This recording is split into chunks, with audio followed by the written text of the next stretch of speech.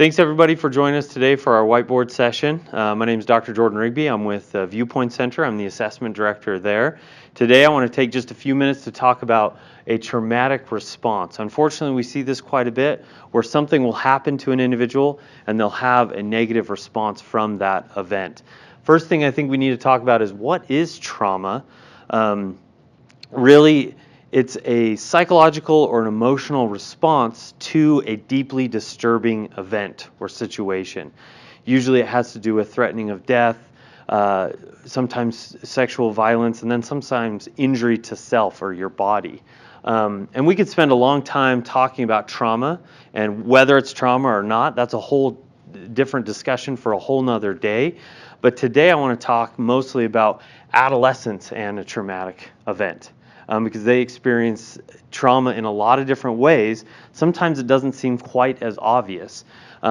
They may just sense that something's wrong or feel off a little bit. Really, their response can range from being extremely upset all the way to nothing at all. And it really is different. It depends on the individual and it depends on the event largely. And so these responses can go a lot of different directions. Some of these you can see are a little more obvious, like substance misuse, masking symptoms or treating symptoms themselves with pretty dangerous chemicals. Other ones are not quite as obvious, and often kids experience these symptoms, but we don't even tie them to a traumatic event oftentimes. One I want to talk about is risky behavior. Adolescents will often push the envelope. They'll do behavior that they don't normally do. Other things, changes in relationship. It may not necessarily have to do with the relationship that's associated with the event, but all relationships. They may have a change in how they experience those relationships. Also, avoidance is another big one, where kids will avoid people, places, things that they normally wouldn't avoid. And again, it doesn't always have to do with the event. It can be avoiding different kind of places. Last one I want to touch on is paranoia. This is one that we see where the adolescent will often have worry or fear about things that they normally don't have worry or fear about. They may have strange ideas. They may draw different conclusions about things that don't quite make sense. And often it has to do with a traumatic experience. And so what do we do with it? How can Viewpoint really help?